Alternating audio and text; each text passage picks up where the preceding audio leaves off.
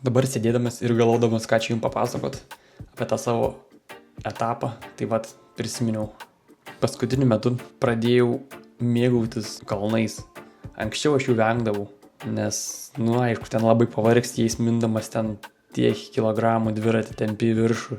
Dar jeigu gauni kokį nekokybišką kelią, žodžiu, kankynę kartais gali pasirodyti. Bet su šitais vargais tu gauni privilegiją pasigrožėti nenupasakojamą grožio vaizdais.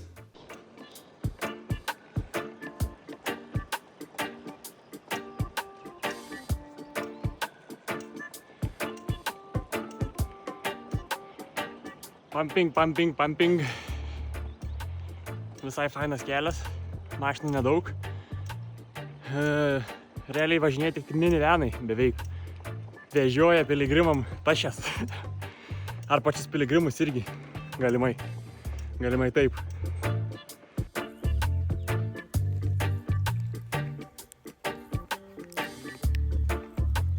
Prisistatė draugelis. Blemba, šis normalus. Ten va tupiu. Atein prie manęs. Pričiupa mane tokioj pažeidžiamoj būsenai.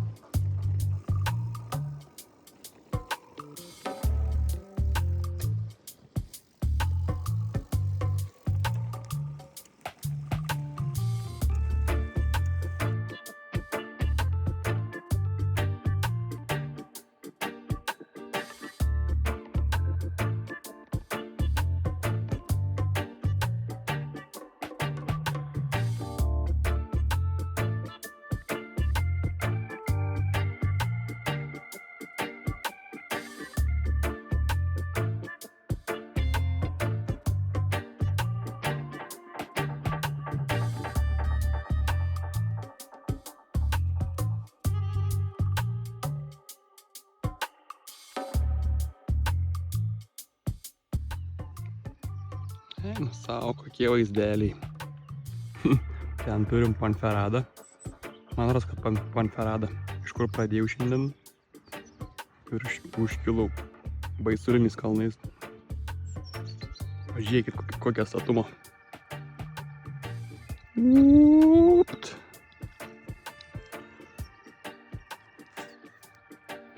Dabar čia toks būnu kaip virėja arba kaip bitininkas. Nes musės taip pablūdusios čia.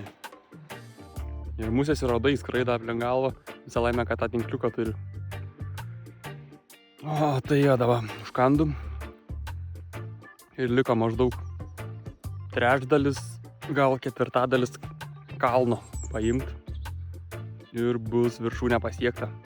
Lipau ir pagaliau užlipau tą Baisulinį kalną. Čia įmėsiu statistikas maždaug šito kalno, kurį teko įveikti. Žodžiu, bombinis kalniuks. Jau vietam teko grinai stumtis dviratį. Nesvarbu, kad asfaltas, kokybiškas kelias, bet tiesiog jau buvo per statu ir jo buvo per daug. Bet galiausiai pasilisėdams, neskubėnams užkopiau ir gavau ilgai lauktą nusileidimą.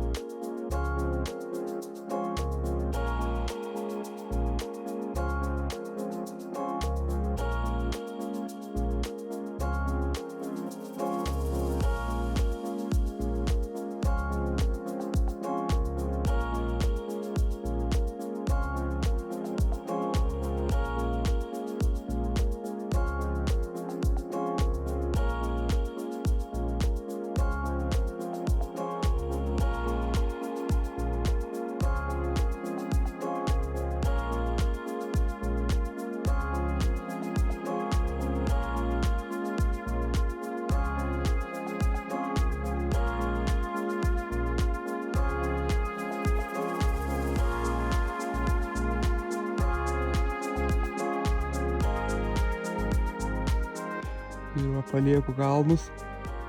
palieku lietus, palieku griaustinius ir važiuojam į šviesesnę, lygesnę, greičiausiai nuobodesnę Ispaniją.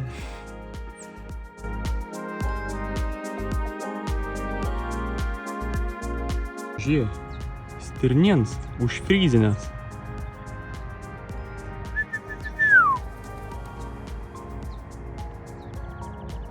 Užfryzinęs.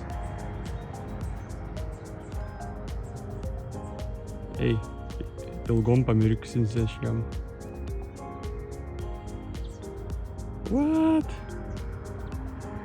Ką tu darai? Kai šuo? Praeitam video minėjau, jog pradėjau vis rečiau naudotis hosteliais, dažniau stovyklauju gamtoj, automatiškai pradėjau praustis, skalbtis drabužius ir daryti savo visą buiteką taip pat gamtoj. Anksčiau būtinai laukdavau aš tų savo hostelių, kada galėčiau aletai civilizuotai pasidaryti savo tos dalykus, bet jo, po biškį adaptuojuos prie laukinio gyvenimo ir pajaučiau tokį lengvumą, galėdamas viską pasidaryti kely. Tu savo važiuoji, pamatai, yra šaltinėlis arba koks nors kraniukas, sustoji, įsitrauki savo drabužius, išsiskalbi ir užsidedi ant dviračio. Tada kaip tik būna pats geriausias džiūvimas. Realiai, kai prasidėjo tokie karščiai, tai drabužiai išdžiūdavo akimirksniu. Žiūrėkit, kokiam skruzdėlynę užmigau, kokia didžia skruzdėlės.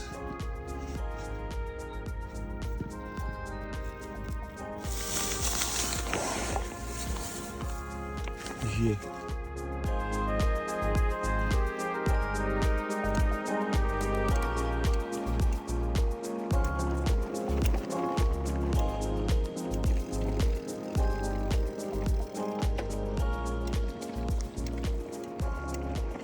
Norėčiau kažką parodyti spūdingiau, bet nelabai šiandien yra ką.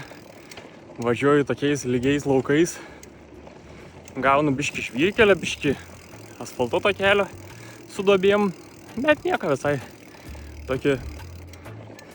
Tokį ramumą įjungęs, važiuoju savo, medituoju.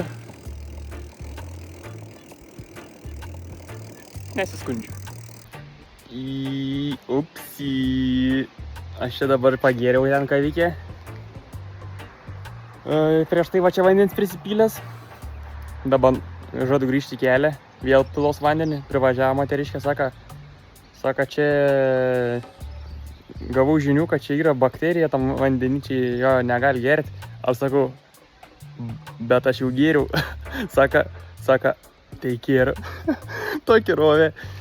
Bet aš to vandens daug negėriau ten ir o kavai tai aš užsivirinau jį. Tai iš naujo persipiliu aš tą vandenį per filtrą šį kartą.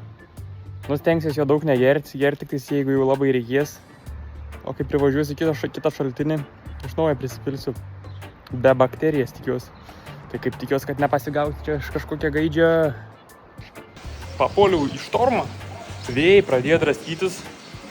Čia gerai, kad kaip tik važiavau tokį miestelį. Atvariu čia į centriuką. Greitai susiradau pastogę.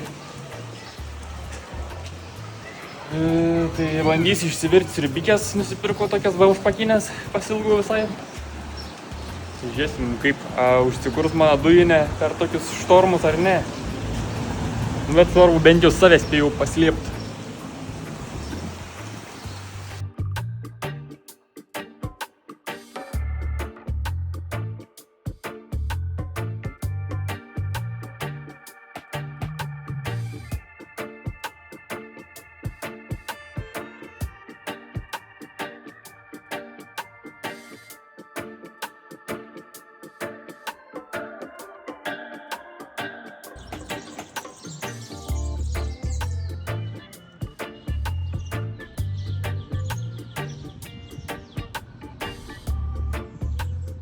Čia dabar esu šalia hostelio piligrimų.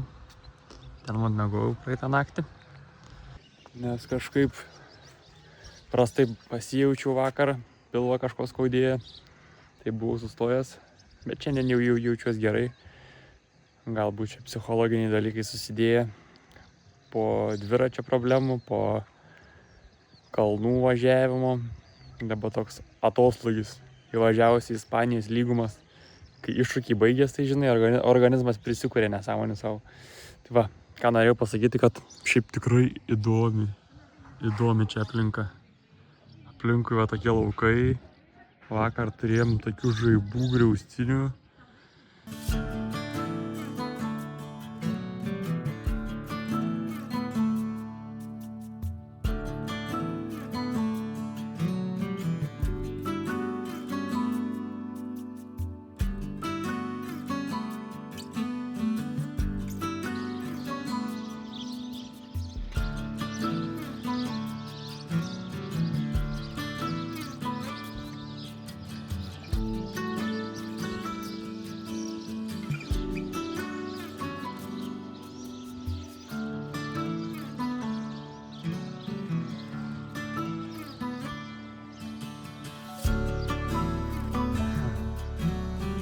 Geras.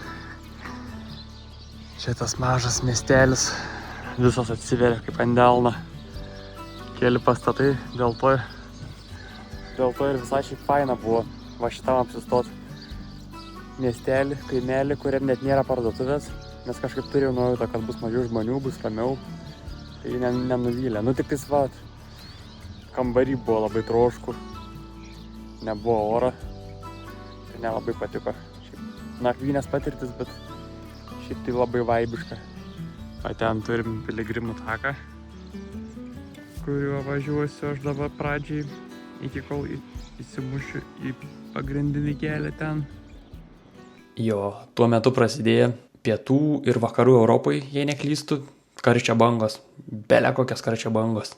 Tai momentai siekdavo ten 40 laipsnių ir plius, o ant asfalto ir miestuose jutimi nebūdavo, aš jaučiu ten jau beveik kokį 50.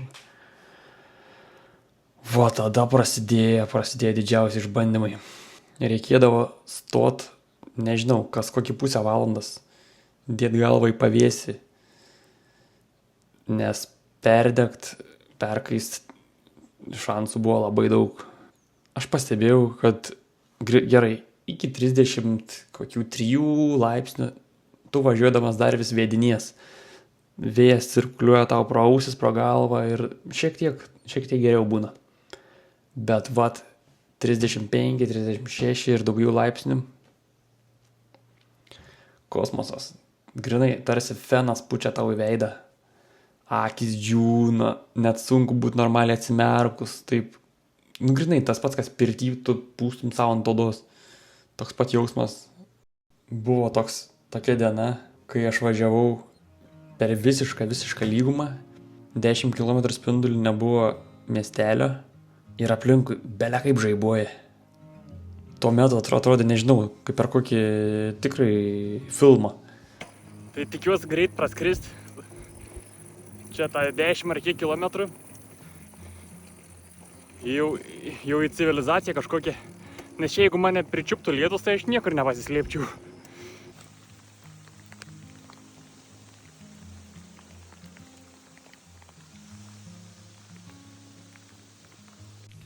Ir tą vakarą nutiko vienas iš įsimintiniausių dalykų mano kelionėje.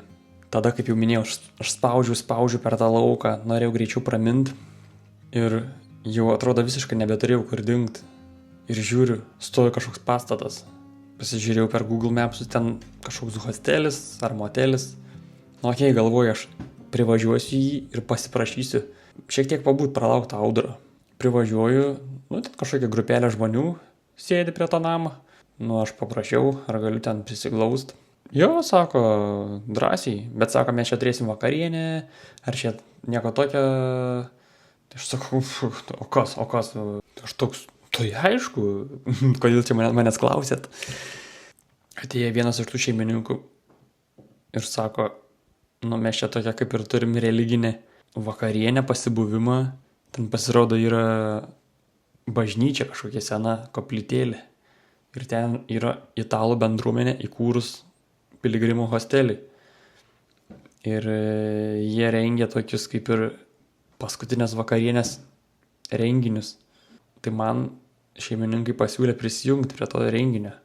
Nekreipkite dėmesio, dabar aš jau nebe iš savo įprastos montavimo vietos čia redaguoju video. Dabar jau esu kelionėje, jau Prancūzijai, tiesiu reikalus. Nespėjau biškį video pabaigti, kol dar Lietuvoje buvau. Tai žodžiu, grįžtam prie temos. Tai mane ten pasikvietė šeimininkai ir turėjom tokią religinę apeigą. O mumis visus piligrimus, įskaitant mane ne piligrimą, pasikvietė prie tokio didelio stalo pailgo. Pradėjo kviesti ant altoriaus. Ten mumis grupelė, viena grupelė kita, pradėjo plauti kojas. Tai buvo labai neįprasta. Biški nežinau kaip elgtis, bet bandžiau būti rimtas, susikaupęs. Po tų apeigų sėdom prie stalo, pavalgėm nuostabiausią vakarienę, prisibendravom su piligrimais, kitais keliautojais. Aš sakau, aš negalėjau visą vakarą suprast, kas ten vyko. Aš vienu momentu tiesiog važiuoju per laukus, kitu momentu aš jau sėdžiu kažkokiam religiniam renginy, geriu vyną, žodžiu. Tai taip fainai leidom laiką, kad jau vakaras artėja. Ir aš galvoju, ką čia dabar daryt man. Kažkaip dangus dar vis apsiniaukęs, dar vis čia žada bet kada lyt, griaumot. Tai paklausiau, ar galiu pasistatyti gal palapinę netyčia čia kieme kažkur, bažnyčios kieme. Tai jie sako, gerai. Tai saugiai išmiegojau Dievui po langais ir kitą rytą važiavau toliau. Na ir tada sekė karštos, varginančias, alinančias dienas. Tačiau vaizdai, kuriuos teko man pamatyti, tai atperka viską.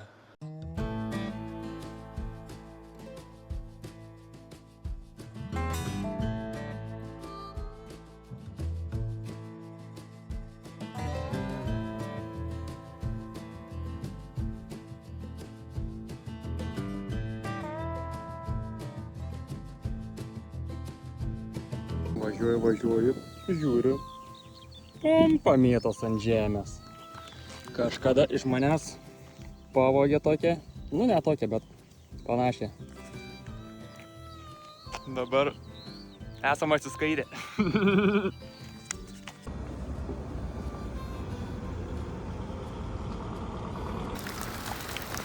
Ledukais pradėjo lyt. Krušt. Bliamba. Ne, aš neturiu stogą jokią. Eik tu savo, man prieš naktį kaip tik nuduos dabar skanumyną. Oi, kaip dabar bus. Man ledukai krenta kiaušinius. Saugau dabar apsigaubęs kuskusą, kad nesušlaptų visą pakuotę. Burgos miestą palikau labai vėlai vakare, jau sutemus ir visiškai neturėjau vilčių į gerą nakvynės vietą. Bet kažkokiu stebuklingu būdu radau tokį lobį. Visas miestas kaip ant delno ir žaibų pasirodymas.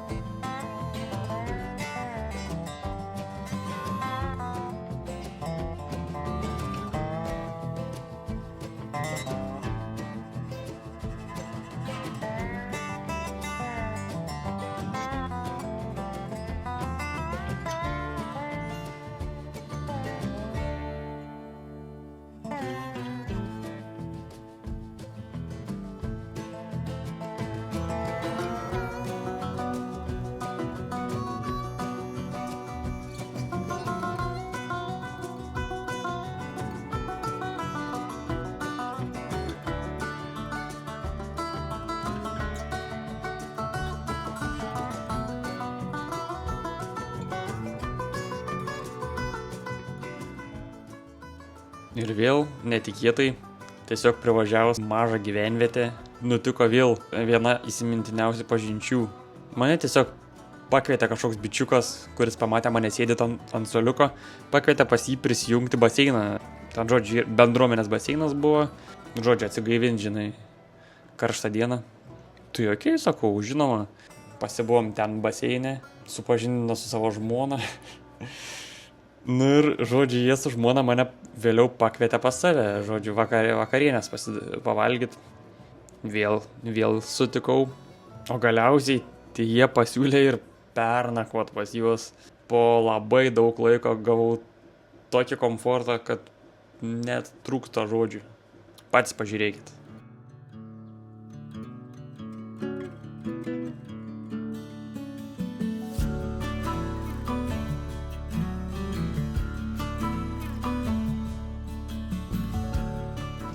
Neapsakoma gerumo žmonės Eduardo ir Idoje. Net ir man palikus juos, jie man parašydavo, paklausdavo, kaip aš laikaus. Labai rūpestingi žmonės. Na ir ties čia žmonių gerumas nesibaigė. Taip pat buvo tokių momentų, kaip kad sėdžiu aš pavėsi, bandau slėptis nuo saulės, praeina moteriškė, tiesiog su šaltu, gaiviu, saldžiu melionu. Ir tiesiog sako, gal nori? Tai žinoma, kad noriu. Kaip fainiai buvo, aš nebegaliu. Ant dienų nusipirkau hamaką, kaip tik va tom karštom popietėm. Labai pravertė.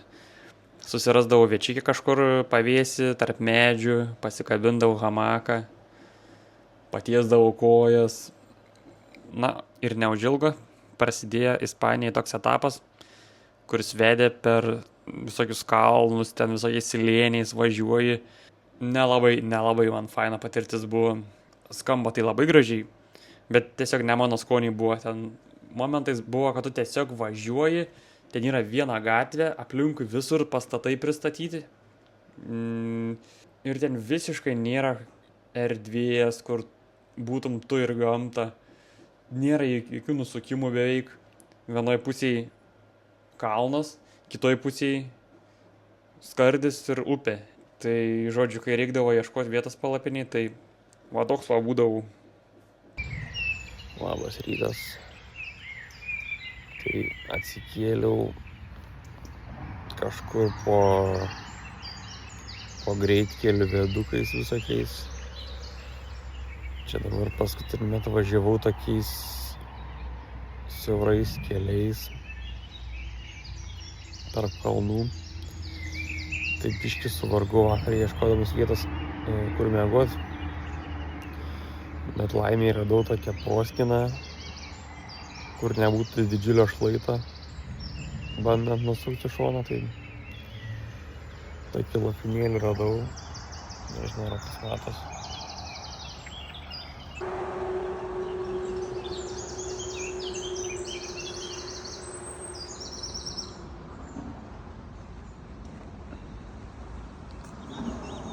Šiandien pasistačiau palapinę, radęs kažkokią proskyną, čia po viadukais visokiais, po greitkeliais.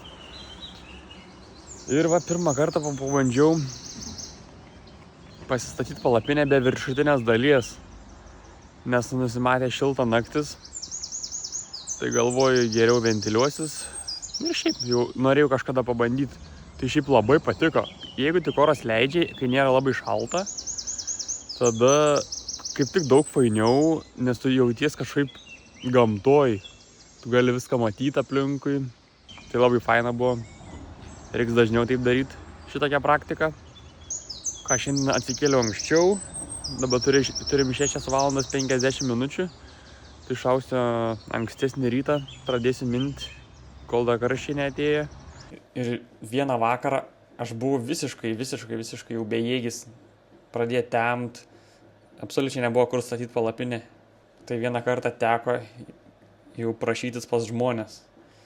Tai visa laimė, kad įsileido ir leido savo kieme pasistatyti palapinę. Na gerai, gal ne viskas jau toje atkarpoje buvo taip blogai. Tikrai buvo gražių vaizdų, gal tiesiog buvau tuo metu jau labai pavargęs, ta saulė kepina non-stop.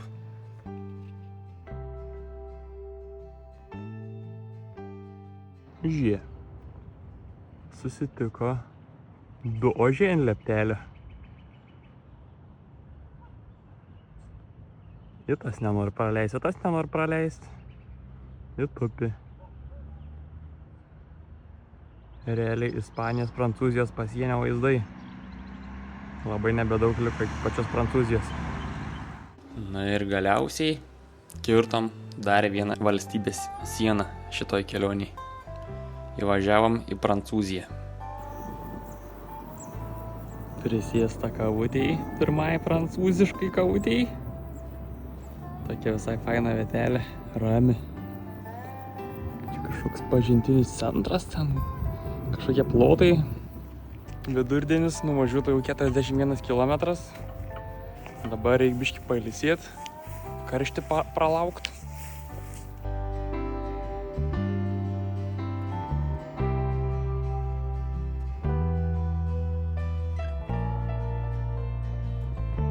Na bet toli gražu, man ten nebuvo viskas sklandu. Įvažiavusi Prancūziją. Vieną rytą, tiesiog įprastai atsikėliau palapiniai ir kažkaip neturiu aš tų jėgų. Kažkaip voliojas aš toj palapiniai. Nu galiausiai išsivoliojau, pradėjau važiuoti. Ne, galvoju, reikia pailsėti. Pakritau po medžiu, pasikabinęs hamaką. Nu ir visiškai nėra jėgų.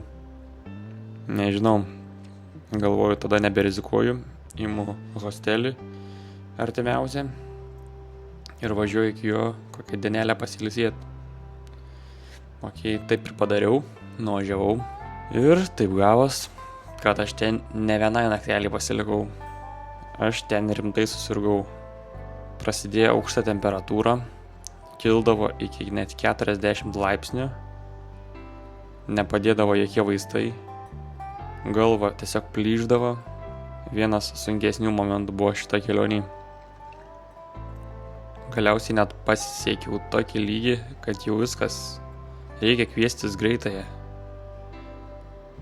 Tai vieną naktį važiavau su greitąja, pažiūrėję ten, taip ant durniaus, sako, vyniok lauką iš čia, nieko čia tau nėra, perkaitai. Turėjau nekokią aš ten patirtį su prancūzijos gydytojais.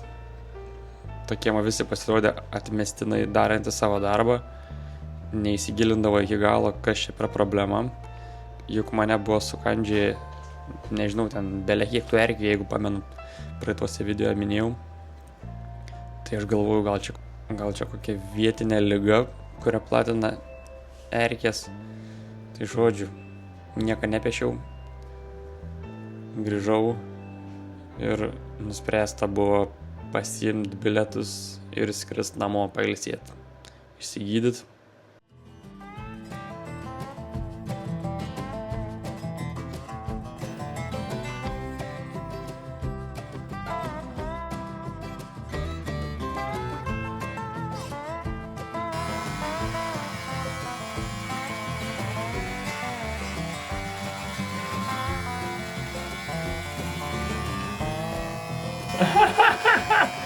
Pažiūrėk tu į mane.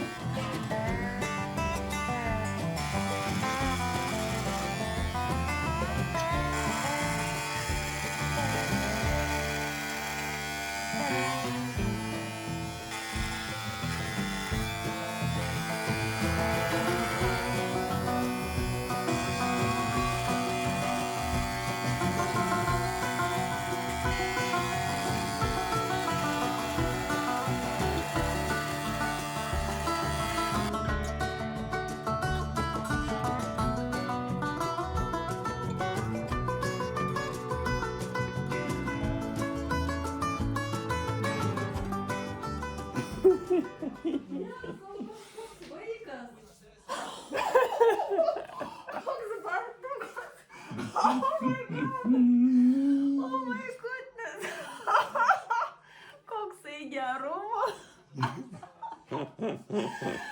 Koks prikolas. Bet žiūri prikolas. Aš va šitaip nesubuvęs irgi niekada. Gerai, kai sugalvojai tos ūsus dar palikti. Tai tokia ta mano pirma dalis kelionės. Šiuo metu esu jau pasigydęs, viskas tvarkoj, kaip jau minėjau video eigoj, kad grįžau į kelią, o kitam video jau matysit vaizdus iš antros kelionės dalies.